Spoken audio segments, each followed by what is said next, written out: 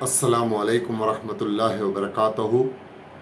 अस्सलातु वस्सलामु अलैका या रसूलल्लाह सल्लल्लाहु ताला अलैहि वसल्लम। बिस्मिल्लाहिर्रहमानिर्रहीम। हज 2025 में जाने वाले हाजियों के लिए पेमेंट भरने की आखिरी तारीख बहुत ही नज़दीक आ चुकी है।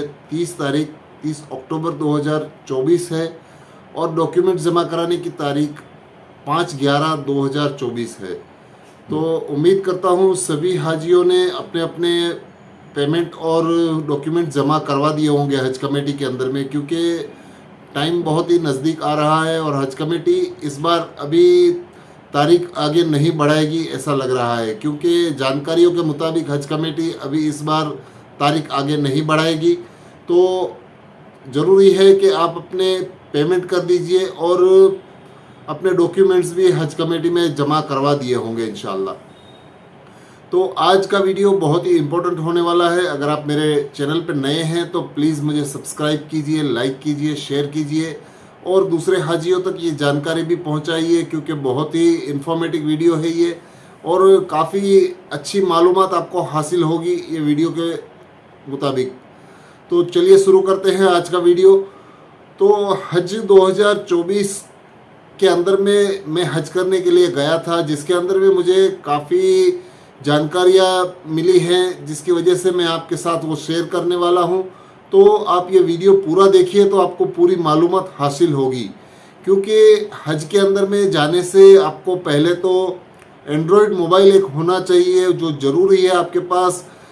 बुज़ुर्ग हाजी जो होते हैं, जो औरत हो और मर्द हो, वो बुज़ुर्ग आदमियों को ज़्यादा पढ़े लिखे नहीं होने से उनको मोबाइल चलाने का नॉलेज नहीं रहता है, जिसकी वजह से कुछ मुश्किलातें आती है। कुछ उनको ज़रूरी हिदायतें होती है जिसको मोबाइल के अंदर में ही यूज़ करके आपको वो मालूमातें हासिल करनी होती हैं, और ज़्यादातर काम हज कमेटी का मोबाइल से ही होता है। तो मेरी दरख्वास्त है उन बच्चों से जो अपने माँ बाप को हज के लिए भेज रहे हैं, उनको पूरी जानकारी मोबाइल के ताल्लुक़ से सब कुछ दें और उनको मोबाइल कैसे चलाते हैं, कैसे उसको वाईफाई से कनेक्ट करते हैं और किस तरह से उसका यूज़ करते हैं, एंड्रॉयड मोबाइल हो या तो आईफोन हो। तो आप उनको अभी से ट्रेन कीजिए, क्योंकि अभी काफ़ी वक्त है। तो आपके जो बुज़ुर्ग माँ बाप हैं या तो आपके जो बड़े हैं वो हज के लिए जा रहे हैं, तो उनको हज के अंदर में काफ़ी आसानी हो, क्योंकि हज कमेटी के जितने भी अपडेट्स हैं, जितने भी प्रोग्राम्स हैं, वो सब मोबाइल के ऊपर आते हैं। वहाँ पे भी बिल्डिंगों में भी लगते हैं उनके स्टिकर्स वगैरह, कागजात वगैरह, लेकिन मोबाइल के अंदर में जानकारी बहुत ज़रूरी है।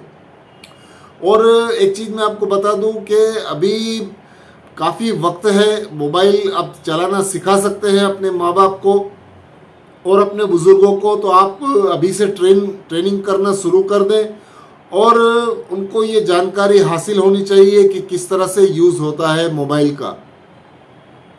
तो पहला काम, यहाँ से हम लोग जब फ़्लाइट में बैठते हैं, फ़्लाइट में जब हम लोग जिद्दा या मदीना उतरते हैं, तो वहाँ पे एयरपोर्ट के अंदर सिम बेचने वाले काफ़ी कंपनीज़ के लोग रहते हैं वहाँ पर। तो आपको जैसे ही आप लैंड करेंगे जिद्दा के एयरपोर्ट पे या तो मदीना शरीफ के एयरपोर्ट पे, तो अलग अलग 3-4 कंपनियां हैं वहाँ की। वो लोग आपके पास आके तुरंत आपको सिम लेने का बोलेंगे और आपको बताएंगे कि ये हमारा सिम फ्री है, आप ले लो करके बताएंगे वो लोग। तो आपको जल्दबाजी नहीं करनी है वहाँ पर। अगर आप लोग वहाँ सिम ले लेंगे तो आपको उसमें रिचार्ज भी करवाना पड़ेगा, जो कि एयरपोर्ट के ऊपर थोड़ा चार्जेस ज़्यादा होगा। 80 रियाल के आसपास वहाँ का रिचार्ज होता है। तो आप लोग जल्दबाजी ना करें और सिम फ्री की लालच में अगर आप वहाँ से सिम ले लेंगे, अगर वो सिम खुदा न खास्ता अगर वो सिम एक्टिवेट नहीं हुआ या तो आपने उसमें रिचार्ज अभी नहीं करवाया और बाद में आप मक्का या मदीना शरीफ जाके वो सिम वो कंपनी वाले के पास रिचार्ज कराने के लिए जाएंगे और वो अपडेट नहीं हुआ होगा, तो आपको परेशानी आ सकती है। इस वजह से आप क्या करें, अगर आप मक्का या मदीना शरीफ पहुंच चुके हैं और आपकी बिल्डिंगों में जा चुके हैं, वहाँ पे जाके आप आराम से जब बाहर निकलें, या तो आप मदीना शरीफ में मस्जिद नबी के पास जाएंगे, उस तरफ भी वहाँ पे सिम बेचने वाले रहते हैं। और अगर आप मक्का शरीफ में जाएंगे तो आपके बिल्डिंगों के आसपास भी रहते हैं। नहीं तो आप जब मक्का शरीफ में काबतुल्लाह शरीफ के पास जाएंगे, वहाँ पे रोड के ऊपर बहुत सारे स्टॉल लगे रहते हैं, वहाँ पे भी आप सिम की जानकारी भी ले सकते हैं, सिम रिचार्ज भी करवा सकते हैं, नया सिम भी ले सकते हैं। तो मेरी सलाह यह है आपसे कि आप अगर तुरंत एयरपोर्ट पे उतरे तो आपको चारों तरफ से घेर लिया जाता है, सिम वाले कंपनी वाले आ जाते हैं, तो आपको सिम वहाँ से नहीं लेना है। और सिम आपको लेना है काबतुल्ला शरीफ के पास जो बाज़ारें लगी हुई है, वहाँ पे स्टॉल लगे रहते हैं, वहाँ से आप सिम लेंगे, क्योंकि सिम आप एक सिम ही यूज़ कर सकते हैं वहाँ पे, जिसकी वजह से आपको एक पासपोर्ट पे वो थंब लगाना पड़ता है, उसका आपको डॉक्यूमेंट्स देना पड़ता है, तो एक ही बार में आपका सिम मिलता है। खुदा न खास्ता आपका पहला एयरपोर्ट वाला सिम अगर नहीं चलता है तो आपका दूसरा सिम लेना पड़ेगा, तो वो परेशानी होगी आपको। उसके लिए ये बहुत ही ज़रूरी, इम्पोर्टेंट और बहुत ही जानने वाली जानकारी है, तो आप ये ज़रूर ये काम करें। अगर आपके माँ बाप भी जा रहे हैं, आपके बुज़ुर्ग जा रहे हैं, तो उनको ये चीज़ आप बताइए। दूसरी एक और जानकारी है, वो आपको यहाँ से ही हज कमेटी का हज सुविधा ऐप है, जो यहाँ से ही डाउनलोड करके आपके बुज़ुर्गों को सिखाना है कि वो किस तरह यूज़ करना है। वो काफ़ी काम में आता है हज सुविधा ऐप, जिसके अंदर में बहुत सारी जानकारियाँ रहती हैं, हज कमेटी के अपडेट्स रहते हैं, उसके अंदर में बहुत सारी सूरे वगैरह क्या पढ़ना है, वो पूरी जानकारी उसके अंदर रहती है। तो हज सुविधा ऐप आप यहाँ से ही डाउनलोड करके भेजें, जिसकी वजह से उनको उसके अंदर में चलाना भी सिखा दें, किस तरह यूज़ करते हैं, तो उन लोगों को जो आपके बुज़ुर्ग हाजी जा रहे हैं हज करने के लिए, उनको परेशानी नहीं होगी। और एक बात, अगर आप मदीना शरीफ जाते हैं तो मदीना शरीफ में रियाजुल जन्ना के लिए आपको एक और ऐप ज़रूरी है। वो पूरा ऐप आपको सऊदी में काम आएगा और वो बहुत ही ज़रूरी ऐप है, वो है नुसुक ऐप। वो नुसुक ऐप है जो जिसके अंदर में मक्का शरीफ में बहुत चेकिंग ज़्यादा रहती है, आपको वहाँ पे नुसुक कार्ड भी दिया जाएगा मक्का शरीफ में। हज के लिए आप जब जाते हैं, जब हज को थोड़ा टाइम रहता है, उससे पहले ही आपकी बिल्डिंग में आके वहाँ के खादिम लोग आपको आपका नुसुक कार्ड देंगे। वो नुसुक कार्ड को आपको मोबाइल में भी नुसुक ऐप रहता है, उसको भी आपको डाउनलोड कर लेना है। और जैसे ही आप डाउनलोड करेंगे, आपकी जानकारियाँ, पासपोर्ट नंबर, वीज़ा नंबर जो आपको मिला हुआ होगा हज कमेटी की तरफ से, वो आप उसके अंदर में फीड करेंगे, तो आपको नुसुक कार्ड का जो आपका अपडेट है वो उसके अंदर में आ जाएगा। वो आपको संभाल के रखना है, कहीं पे भी चेकिंग होने से आपको नुसुक कार्ड दिखाना पड़ेगा, और नुसुक ऐप भी होने से चलेगा। तो ये बहुत ही इम्पोर्टेंट है कि आप नुसुक ऐप भी डाउनलोड कर लें, और उसके अंदर में आपको मक्का शरीफ में जाके आपको उसका अपडेट भी भर देना है, आपके पासपोर्ट नंबर वगैरह, तो आपको वहाँ पे कहीं पे भी ज़रूरत होगी तो आपको दिखाने काम आएगा। और ये एक और जानकारी है नुसुक ऐप के बारे में, कि नुसुक ऐप आपको मदीना शरीफ में भी ज़रूरत होगी, क्योंकि मदीना शरीफ में रियाजुल जन्ना का जो स्लॉट बुक होता है, एक हाजी एक ही बार रियाजुल जन्ना की ज़ियारत के लिए जा सकता है, जहाँ पे जन्नत का टुकड़ा है, वहाँ की ज़ियारत के लिए और वहाँ पे नमाज नफल अदा करने के लिए एक ही बार भेजा जाता है। जिसका स्लॉटिंग बुक होता है, जिसका स्लॉट बुक होता है, वो रियाजुल जन्ना का स्लॉट नुसुक ऐप में ही बुक होता है। तो आपको नुसुक ऐप में बुक करके उसका टाइम स्लॉट बुक करना होता है। ये सब चीज़ें आपके बुज़ुर्गों को, आपको खुद जो हज के जाने वाले हैं उनको ये समझना है, और किस तरह से डाउनलोड करना है, किस तरह से उसको अपडेट करना है, ये बहुत ही इम्पोर्टेंट है।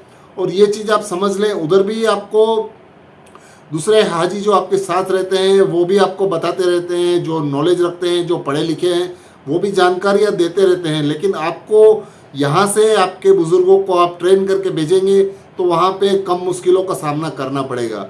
तो ये नुसुक ऐप भी बहुत इम्पोर्टेंट है, और ये हज कमेटी का हज सुविधा ऐप भी बहुत इम्पोर्टेंट है। तो ये दोनों जानकारियाँ आपके लिए बहुत ही ज़रूरी है, जिसके लिए आपको वहाँ पे बहुत काम आएगी। और एक इम्पोर्टेंट जानकारी मैं आपको बता दूं, हज कमेटी की जो बिल्डिंगें रहती हैं मक्का शरीफ में, जिसके अंदर में आपको वाईफाई फ्री मिलेगा, लेकिन वो वाईफाई आपके रूम के अंदर में नहीं आता है, जिसकी वजह से आपको रिसेप्शन में जाके या तो आपके फ्लोर के ऊपर, आपको बाहर बैठ के फ्लोर के ऊपर ही आपको वो वाईफाई चलाना होता है। तो सुविधा अच्छी है हज कमेटी की तरफ से, आपको वाईफाई फ्री मिलता है, आप उसको भी यूज़ कर सकते हैं। उसके लिए आपको अपने बुज़ुर्गों को वाईफाई कैसे कनेक्ट करना है और किस तरह यूज़ करना है वो भी सिखाना होगा।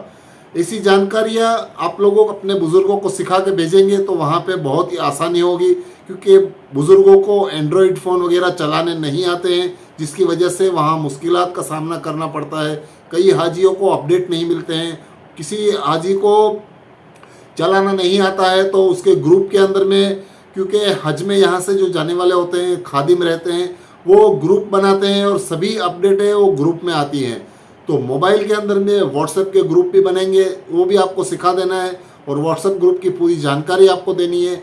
वो व्हाट्सएप ग्रुपों में जो नंबर दिए हुए हैं, जो अगर आप सऊदी में सिम लेते हैं तो वो ग्रुप को भी खादिम को नंबर दे के उसको अपडेट करना है ग्रुप के अंदर में। और अगर आप यहाँ से सिम रिचार्ज करवा के ले जाते हैं तो भी कर सकते हैं। तो ये पूरी जानकारी मैं आपको इसके लिए बता रहा हूँ कि मैं हज के लिए गया था 2024 में, तो ये सब चीज़ें मुझे मालूम है, इसके लिए मैं आपको ये सब पूरी जानकारियाँ दे रहा हूँ।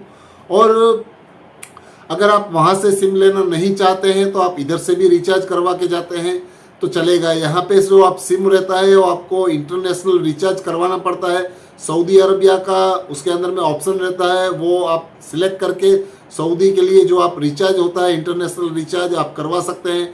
फिलहाल पिछले साल 2024 का अंदर में वो 3000 के आसपास था, 1 महीना वैलिडिटी थी और उसके अंदर में कुछ 100 मिनट्स कुछ बात करने का था और उसके अंदर में आपको नेट भी दिया जाता था थोड़ा बहुत।